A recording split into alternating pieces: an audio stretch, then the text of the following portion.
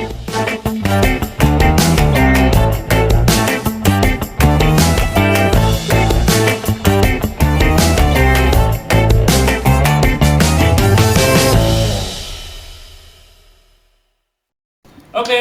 teman-teman selamat datang di podcast Digital Sense di episode pertama ini yang mana kita akan ngebahas tentang perkembangan AI, ya kan, seputar AI dan juga tentang literasi digital nih teman-teman.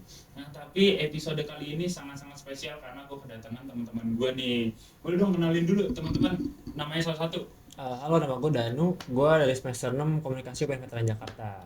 Gue Gadis dari Ilmu Komunikasi UPN Veteran Jakarta semester 6. Gue Gintan dari Ilmu Komunikasi UPN Veteran Jakarta semester 6. Oke, itu dia teman-teman gue yang spesial yang pastinya mereka ini Gen Z, ya kan, yang mana udah jelas banget pasti pakai AI, ya kan. Ini kita tanya-tanya dulu ya, kita gali-gali dulu. Nih teman-teman, gue pengen tahu dulu nih, kira-kira kalau dari kalian tuh pakai AI-nya apa aja sih? AI apa aja yang kalian tahu gitu? Gue kebanyakan pakai Gemini, GPT sama Claude sih kalau gue. Gemini sama Cloud. Bener. Oke. Kalau lu? Kalau gue ChatGPT sama Gemini. ChatGPT sama Gemini. Oke. Kalau gue ChatGPT sama Cloud. ChatGPT sama Cloud. Oke, beda-beda ya. Tapi kalau misalnya dari penggunaan AI itu katanya kalau Cloud itu lebih canggih tapi lebih rumit daripada ChatGPT sama Gemini. Gimana menurut kalian yang pengguna Cloud nih? Menurut gue sih bener sih, karena memang Claude tuh dia lebih apa ya, kalau misalkan kita kasih perintah dia tuh bisa lebih ngerti dan lebih kompleks ya sih buat perintah-perintahnya. Jadi harus lebih spesifik lagi lah gitu. Dan lu setuju juga? Lu pakai Cloud kan ya tadi? Oke. Tapi gue lebih suka GPT daripada Cloud. Oh gitu, kenapa? Gak tau ya, lebih cocok aja jawabannya kalau buat gue pribadi. Oh kan, dia udah nyesuaiin ya sama lu nya ya. Dan kalau lu gimana? Lu kan sebagai bukan yang pengguna Cloud nih. Menurut lu kan tadi kalau misalnya Cloud itu lebih kompleks, lebih lengkap, ya kan, lebih bisa rumit gitu. Apakah dengan Gemini dan juga ChatGPT itu lu merasa udah cukup gitu? Menurut gue udah cukup juga. Udah cukup untuk keseharian ya? Oke. Berarti sebenarnya kalau kalian nih keseharian pakai AI ini buat apa aja? Kalau kita sih, kalau gue sih pasti buat nugas sih, kuliah sih, sama buat desain-desain dikit lah gitu. Oke, kalau nugas basic ya, Basic kayaknya lah, semua mahasiswa pakai ya. pakai banget. Buat tugas. Oke, tadi buat di desain juga. Itu desainnya lebih ke pakai Cloud atau Gemini? Gemini biasanya kalau gue. Gemini. Oh, Gemini. Kenapa? Image-nya lebih bagus? Mungkin kalau Gemini itu lebih enak aja sih buat dikasih perintahnya, lebih ngerti aja lah dibanding Claude kalau misalkan masalah buat foto-foto gitunya lah gitu. Oh, lebih paham ya promptnya ya. Kalau kalian gimana? Kalau gue buat tugas misalnya kayak kalau misalnya kita ada tugas terus bingung nih topiknya mau apa, biasanya brainstorming sama AI dulu sama ChatGPT kalau gue. Oh, brainstorming. Oke. Brainstorming. Mancing-mancing ya. Mancing-mancing ide. Pancing. Kalau lu gimana? Kalau gue juga tugas kuliah tapi lebih kayak ke PowerPoint. Apa PowerPoint. isinya PowerPoint itu, ya. Itu berarti nge-prompting langsung jadi PowerPoint-nya? Iya, jadi. Oh, bisa kayak gitu juga ya? Bisa. Oh, makin canggih juga. Makin canggih ya. Makin canggih jujur. Karena gue sendiri kalau bikin PowerPoint presentation gue masih pakai Canva ya kan. Gue masih pakai cara-cara lama lah gitu. Tapi kayak kalau gue sempat lihat juga sih di TikTok tuh banyak yang ini cara promptingnya buat bikin PowerPoint, tapi yang gue tahu cuma Cloud tadinya. Iya, di Cloud tuh biasanya langsung jadi tuh PPT-nya. Oke. Nah, terus kira-kira kalau ngomongin ini yang tadi ya yang lebih kalau kita ngomongin lebih dalam lagi nih, sebenarnya manfaatnya tuh kira-kira menurut kalian apakah hanya sebatas untuk tugas aja atau mungkin kayak ada life productivity gitu, memancing atau gimana, ada nggak? Mungkin lebih ke mancing kali ya buat daily, misalnya kita lagi mau ngapain terus kita bisa, misalkan kita misalnya kita lagi mau masak nih, kita malah cari resepnya kita Google lah, kita bisa minta Gemini aja sih, minta resep lebih gampangnya lagi lah, lebih gampang, nggak usah kita langsung nyari sumber lainnya gitu. Kita ngelis bahan-bahan yang kita punya, bisa. Benar. Kalau kalian gimana? Kalau gue AI juga buat kayak mempermudah pembelajaran, soalnya bisa kayak kita kirim materi terus minta AI-nya tuh jelasin kayak lebih sederhana pakai bahasa bayi, dijelasin pakai bahasa bayi, itu kan bisa jadi lebih gampang dan lebih mudah gitu kita untuk belajarnya. Oke, buat belajar. Oh, gue juga pakai tuh AI lain namanya Notebook LM.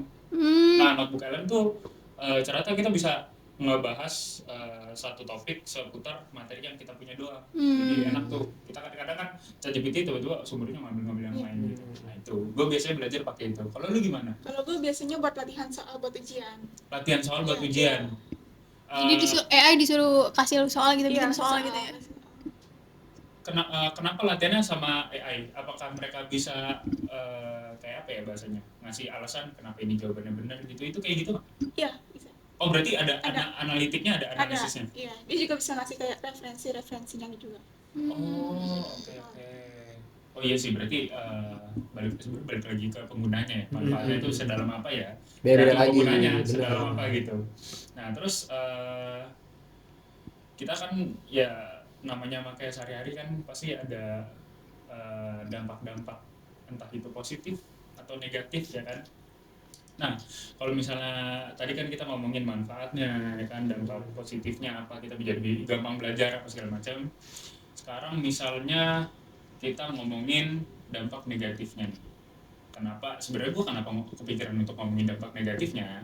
Jadi awalnya kayak gini, kan kita sama HP itu deket banget ya relasinya ya kan. Terus juga internet gampang banget diakses, laptop dimanapun udah gampang banget dibukanya, ya kan, baterainya pada kuat segala macam. Dan akhirnya gue ngerasa kok lama-lama gue kayak ketergantungan sama AI ya.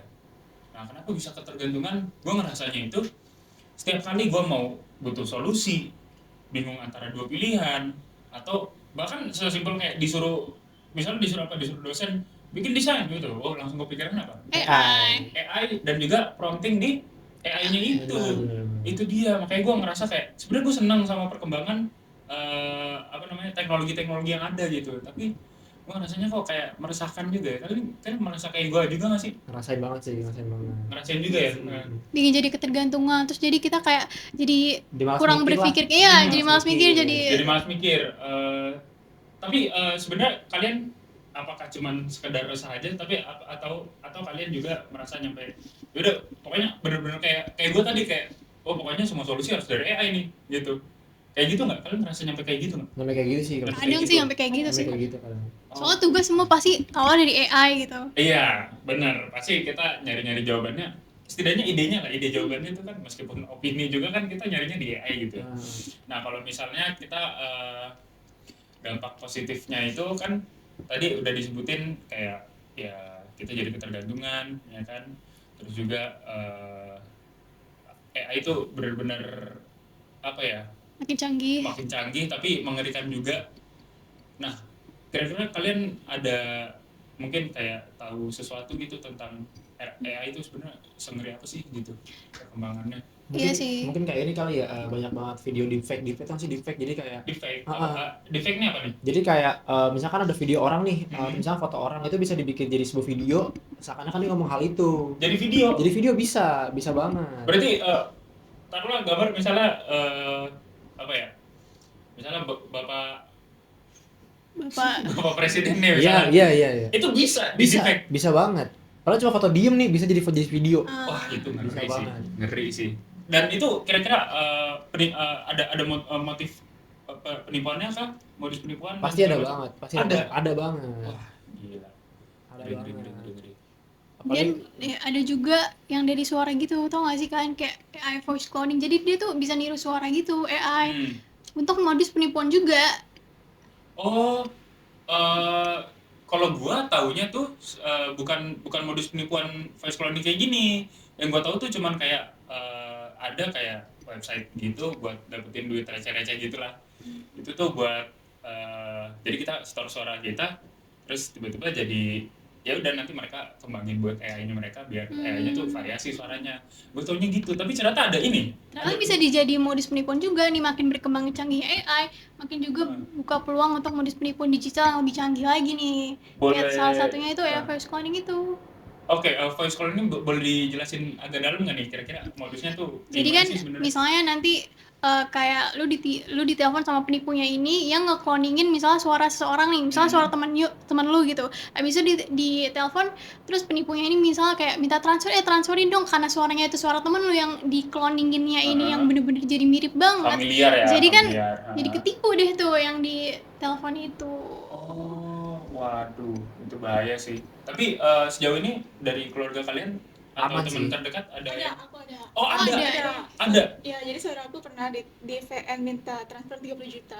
Oh, ini bentuk voice note. Voice note. Oke, voice note. Dan itu berarti suaranya mirip banget ya. Mirip banget. Yang padahal itu bukan saudara Bukan ya. saudara. Oke. Nah, mungkin dimulai dari lu dulu ya. Kalau kira-kira nih ke depannya misalnya taruhlah ada kejadian serupa mirip, ya semoga sih enggak ya, semoga kita nggak jadi inceran ya orang-orang penipu-penipu seperti itu. Cuman kalau misalnya nih nanti ada yang nelfon kah misalnya pakai AI voice cloning atau VN lagi mungkin, kira-kira lu sendiri kepikiran nggak apa yang bakal lu lakuin gitu, apa yang harus lu lakuin? Kalau gue video call. Video call? Oh, Untuk karena mastiin ya. jadi buat ini ya, ya karena kan Iya. kalau voice call ini kan kita nggak tahu fisiknya orangnya kayak gimana ya. Benar. Oke, video call ya, menarik. Kalau dari kalian berdua ada nggak? Kalau menurut gue sih dengan makin canggih teknologi pastinya kita juga harus ningkatin literasi digital kita nggak sih? Oh, itu literasi digital. Nah, karena gue juga baca tuh data kalau misalnya di awal tahun 2023 itu ada data kalau misalnya di Indonesia literasi digital kita tuh masih di angka 62%, yang mana angka itu tuh masih di bawah rata-rata di negara ASEAN lainnya yang rata-rata itu 70%. Jadi kita tuh masih tergolongnya tuh masih di bawah rata-rata nih literasi digitalnya. 70%. Itu rata-rata di ASEAN. Belum ini ya, satu dunia ya. Belum satu dunia. Mungkin kalau satu dunia lebih. Nah, itu Rendah kita nggak ada yang tahu ya. Tapi memang kalau melihat angka ya, kan 70 ke 62 ya. 62. Ya 8% sebenarnya kelihatannya dikit ya. Tapi kayaknya gue ngerasanya kayak kalau dibandingin sama negara tetangga tuh kita literasi jangankan literasi digital, literasinya aja emang udah kayak beda banget gitu. Masih beda banget. Kalian ngerasa juga ya kayak gitu ya? Oke, itu kalau misalnya literasi digital nih, kan berarti secara tidak langsung dengan meningkatnya literasi digital kan berarti kita setidaknya bisa mencegah bahaya-bahaya tadi ya. Kira-kira dari kalian sendiri nih sebagai yang Gen Z, pengguna AI, yang mahasiswa kan pasti berpikir kreatif dong. Berpikir kritis gitu. Nah, kalian nih kira-kira ada tips nggak biar kita nih para penonton juga nih ya kan, itu tuh kita bisa ningkatin literasi digital kita gimana? Paling kalau menurut gue sih pertama udah pasti jangan percaya informasi mentah-mentah ya. Jadi kayak gimana caranya tuh kalau misalkan dapat informasi lu harus cross check dulu nih ke sumber-sumber lain. Karena itu tuh penting banget gimana caranya lu bisa memfilter informasi masuk ke diri lu sendiri. Terus kalau misalkan kalau masalah tadi voice calling itu sih menurut gue juga itu penting banget sih. Jadi maksudnya jangan jangan panik deh, pokoknya jangan panik gitu. Oke, berarti pokoknya dalam kondisi urgent apapun tetap tenang. Tenang dan lakukan apa yang seharusnya kita lakukan. Benar. Kalau dari kalian berdua? Kalau aku edukasi.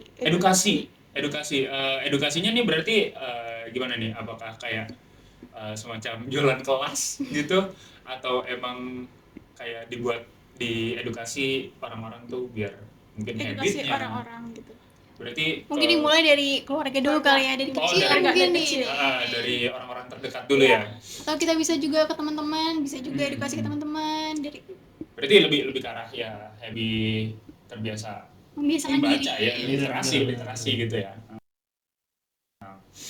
Oke, literasi digital. Iya, itu kayaknya harus lebih diperhatikan lagi ya untuk kita terutama warga Indonesia gitu kan.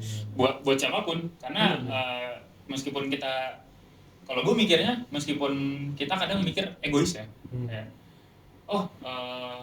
nggak apa-apa, yang penting saya bisa literasi digital, saya nggak ketipu ya kan, saya nggak jadi korban, saya nggak jadi target juga gitu, nggak apa-apa. Padahal bisa jadi keluarga kita yang kena. Kan kita juga yang kena imbasnya ya kan. Benar. Misalnya duitnya hilangnya banyak, aduh.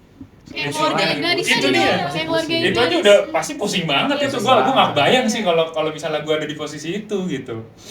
Makanya itu menurut gua ya topik-topik pembahasan seperti ini juga sebenarnya bisa untuk mengedukasi ya kan.